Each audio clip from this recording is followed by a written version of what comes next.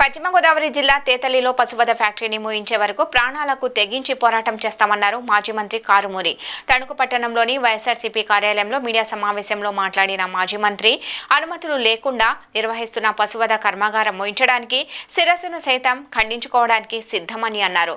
రోజుకి 400 పశువులను వధించడానికి ఇలాంటి పరిశ్రమ 20 ఎకరాల్లో ఉండాలి, కానీ కేవలం 3 ఎకరాల్లో జనావాసాల మధ్య నడుపుతుంటే ఎందుకు అడ్డుకోరు అని ప్రశ్నించారు.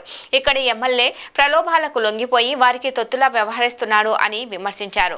అనుమతులు లేని ఫ్యాక్టరీకి పోలీసులు ఎలా కాపలా కారుస్తున్నారని ప్రశ్నించారు. పంచాయతీ తీర్మానం లేదు, నో అబ్జెక్షన్ సర్టిఫికేట్ లేదు, అయినా అధికారులు ఎందుకు ముందుకు రారు అని ప్రశ్నించారు. ఖచ్చితంగా అది ఆగే వరకు పోరాటం చేస్తాను, లేదంటే నేను సెల్స్ ఖండించుకుంటాను. జనవరి 1 నుంచి అది రన్ అవుతుందని తెలుసు.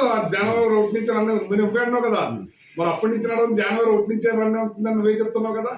మరి అవుతున్నది ఆగే వరకు పోరాటం చేస్తాం, లేదంటే నా సెల్స్ తీసుకుంటాను.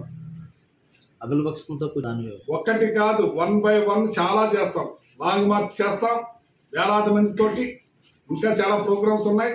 1 by 1 అన్ని కూడా చేసుకెళ్తాం. పార్టీ ముఖ్యంగా వచ్చే అవకాశం ఉంది. అందరూ వస్తారు, ఇది ప్రజలందరూ వస్తారు. ఇది నాట్ ఓన్లీ పార్టీలు కాదు, మన కులాలు కాదు, మతాలు కాదు, సమిష్టి తణుకు జనానికి ఇటువంటిది ఉండకూడదు.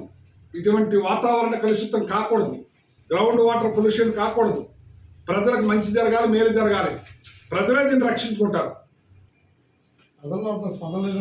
తెలియదు కదా, ఇప్పుడే తెలుస్తుంది కదా ప్రజలకి.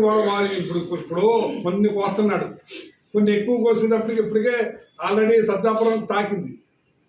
అది గ్రౌండ్ వాటర్ తాకుతుంది, ఇంకా ఉండి కొద్ది వాతావరణం తాకుతుంది. ప్రజల్లో చైతన్యం లేకుంటారా, లేకపోతే ఉన్న జనం కూడా తగ్గుతున్నారని బయట